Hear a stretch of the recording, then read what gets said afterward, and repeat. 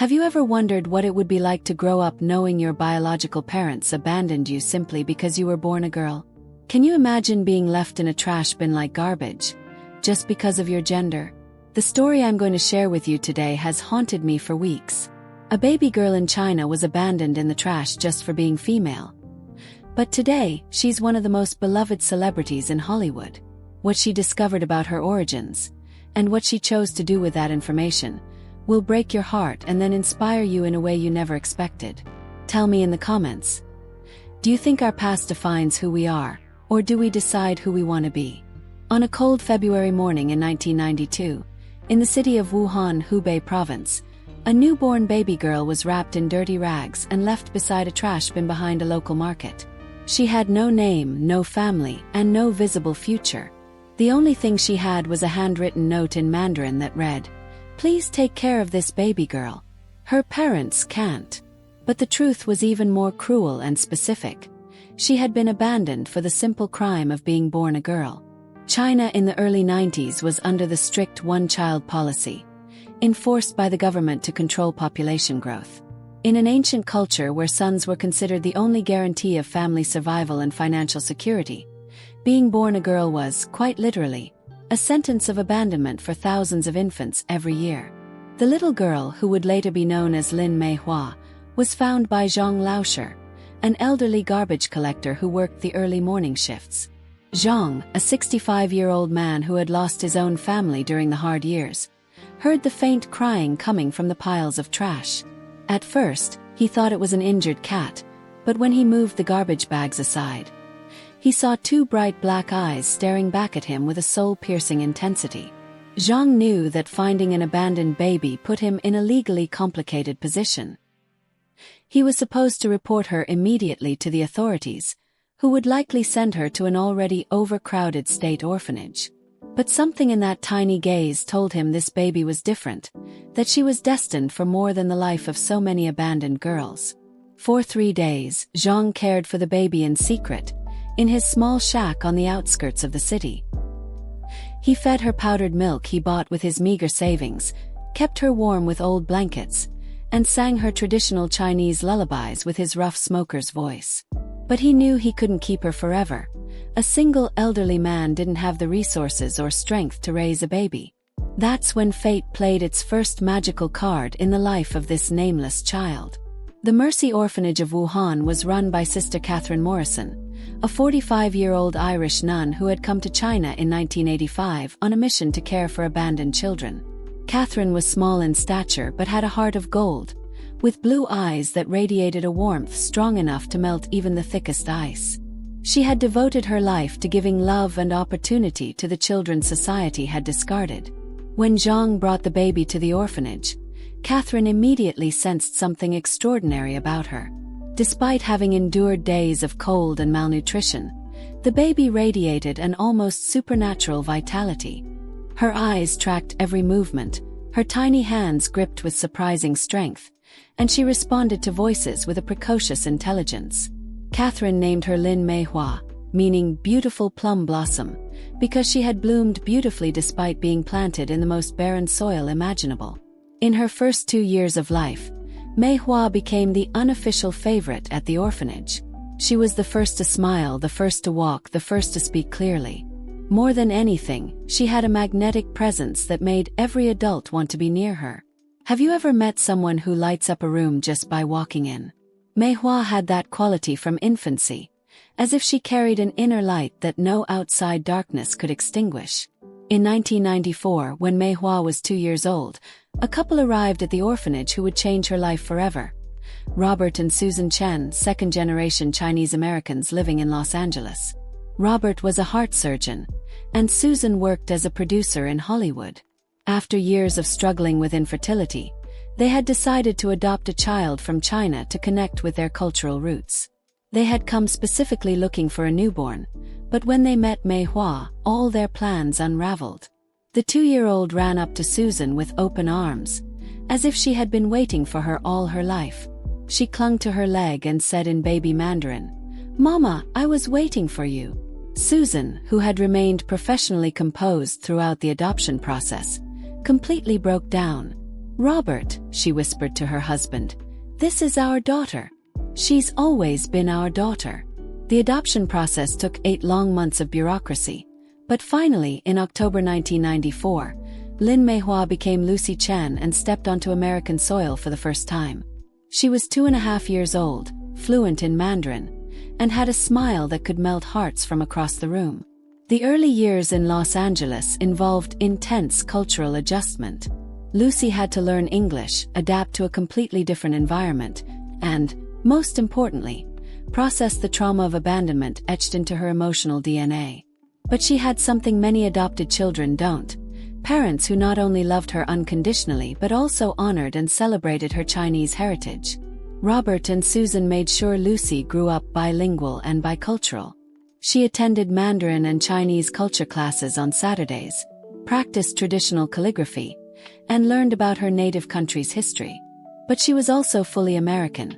She played soccer, went to sleepovers, and dreamed of becoming an actress like the stars in the movies her mother produced. By the age of 8, Lucy was already showing exceptional talent in acting. She could cry on cue, laugh contagiously, and, most impressively, connect emotionally with any audience. Susan, with her Hollywood experience, quickly realized her daughter had something rare, something that couldn't be taught or faked. Lucy began appearing in commercials and small TV roles. Her unique mix of Asian beauty, cultural fluency, and natural charisma made her a favorite among casting directors. But more than her looks, it was her emotional authenticity that stood out. There was something about her performance that deeply touched people. Did you know the most powerful actors are often those who turn their personal pain into universal art? Lucy had a deep well of complex emotions: abandonment, gratitude, split identity, unconditional love, that translated into performances that couldn't be faked. Her first lead role came at 16, in an indie film called Between Two Worlds, where she played an adopted teenager searching for her birth parents in China. The film became a surprise hit, winning multiple awards at international festivals and establishing Lucy as one of Hollywood's most promising young talents.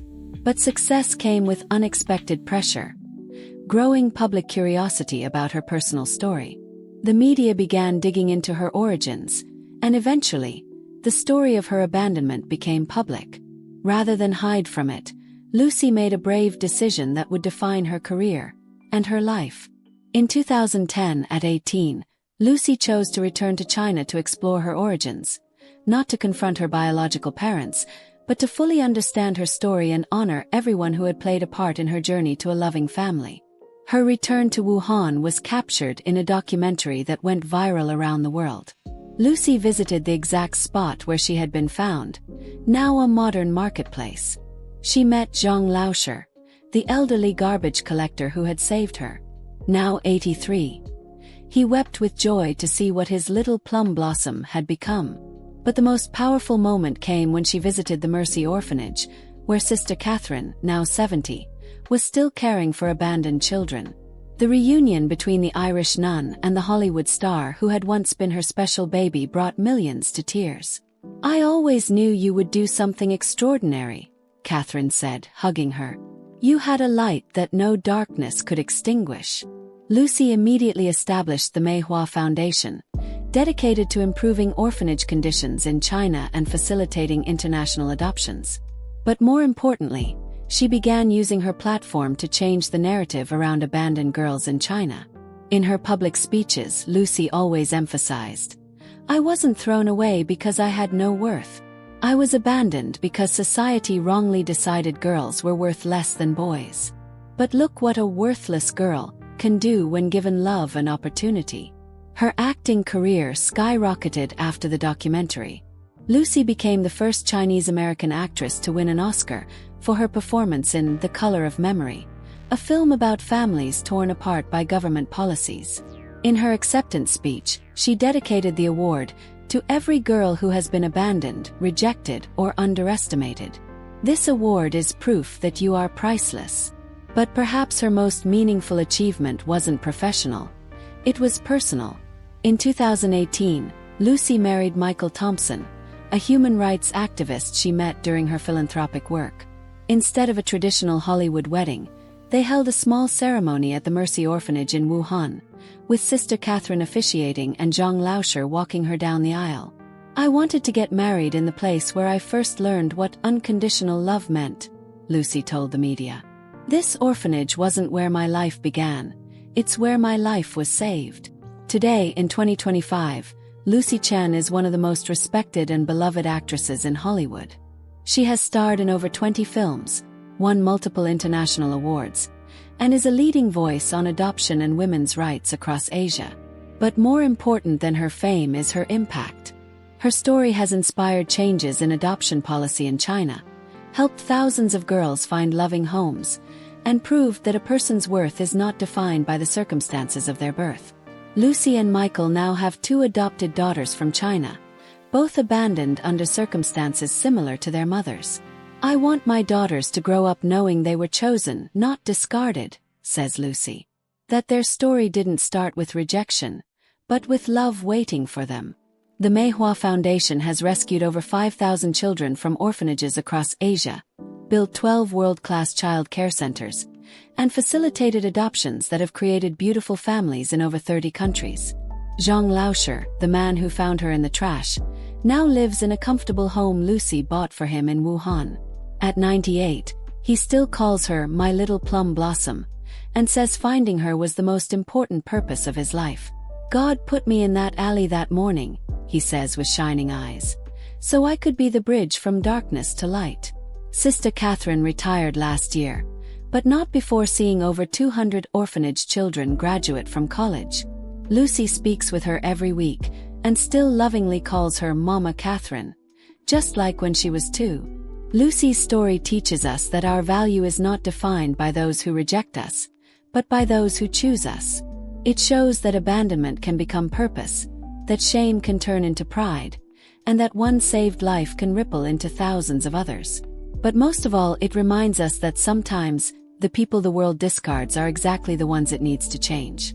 Lucy Chen was thrown in the trash for being a girl, but she became a light to guide others who might otherwise feel worthless. Her personal motto, tattooed in Mandarin on her wrist, reads, "Every ending is a new beginning." And her life is living proof that those words are more than just inspiration. They're a promise from the universe. Now I want to hear your thoughts.